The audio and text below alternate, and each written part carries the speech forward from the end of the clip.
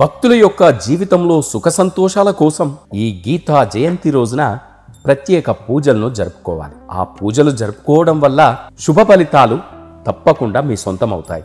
ఈ గీతా జయంతి రోజున ఆ శ్రీకృష్ణ భగవానుని భక్తితో కొలిచి ఆయన ఆశీర్వాదాన్ని తప్పకుండా పొందాలి. జీవితంలో సంతోషం, శ్రేయస్సు తీసుకురావడానికి అనేక ప్రత్యేక పూజలను చేయాలి. అలా చేయడం ద్వారా మీ జీవితాన్ని ఆనందమయం చేసుకోవచ్చు. వాటిల్లో కొన్ని ప్రధానమైన ఆ పూజా వివరాలను తెలుసుకుందాం. గీతా జయంతి అనేది హిందువులు జరుపుకునే ఒక ముఖ్యమైన పండుగ. భగవద్గీత పుట్టిన రోజును, ఆ గీతా సారాన్ని గుర్తు చేసుకోవడానికి ప్రతి సంవత్సరం ఈ గీతా జయంతి రోజున ప్రత్యేక పూజలను జరుపుకోవాలి. ఈ రోజున కురుక్షేత్ర యుద్ధ సమయంలో అర్జునుడికి శ్రీకృష్ణుడు గీతను ఉపదేశించాడు. ఆ జీవిత తత్వశాస్త్రం, కర్మమతం, మోక్షానికి సంబంధించిన జ్ఞానాన్ని ఆ భగవద్గీతగా బోధించాడు. ఈ గీతా జయంతి రోజున గీతా జ్ఞానజ్యోతి ప్రసరిస్తుంది. జీవితంలోని ప్రతి అంశాన్ని కూడా ఆ భగవద్గీతలో పేర్కొన్నారు. భగవద్గీత కర్మయోగ ప్రాముఖ్యత గురించి కూడా ప్రస్తావించాడు ఆ శ్రీకృష్ణ భగవానుడు.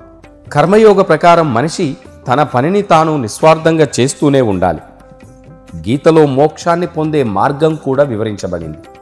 మోక్షం అంటే విముక్తి లేదా ఆ భగవంతునితో ఐక్యం. భగవద్గీత జీవితాన్ని జీవించే కళను కూడా నేర్పుతుంది. ఆ క్లిష్ట పరిస్థితుల్లో కూడా సహనం, శాంతిని కాపాడుకోవడం ఎలా అనేది కూడా బోధిస్తుంది గీత. అద్వయనం, ఆధ్యాత్మిక అభివృద్ధికి కూడా తోడ్పడుతుంది ఈ గీత. మనిషి భగవంతునితో అనుసంధానమయ్యే మార్గాన్ని చూపుతుంది ఈ భగవద్గీత.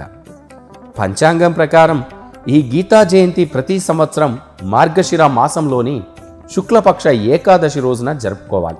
ఈ ఏడాది గీతా జయంతి డిసెంబర్ 11వ తేదీ తెల్లవారుజామున 3:42 ప్రారంభమై డిసెంబర్ 12వ తేదీ తెల్లవారుజామున 1:09 ముగుస్తుంది. అటువంటి పరిస్థితుల్లో ఆ గీతా జయంతిని 11వ తేదీన మాత్రమే జరుపుకోవాలి. ఈ గీతా జయంతి రోజున దగ్గరలోని శ్రీకృష్ణుని ఆలయాలకు వెళ్ళి భక్తి శ్రద్ధలతో ఆ శ్రీకృష్ణ భగవానుని పూజించాలి, ఆర్తితో వేడుకోవాలి. ఆయన చూపిన మార్గంలో నడుస్తానని ఆ స్వామికి మనసారా విన్నవించుకోవాలి. ఆ శ్రీకృష్ణునికి ఎంతో ఇష్టమైన అటుకులు బెల్లాన్ని పాయసంగా తయారు చేసి నైవేద్యంగా నివేదించాలి. భగవద్గీతలోని ఏవైనా 4 వాక్యాలను ఆ మహాపురుషుని ముంగట భక్తితో పఠించాలి. ఎవరైతే భక్తులు ఈ రోజున ఆ శ్రీకృష్ణ భగవానుని భక్తితో కొలుస్తారో వారి కోరికలన్నీ కూడా తప్పకుండా నెరవేరుతాయి.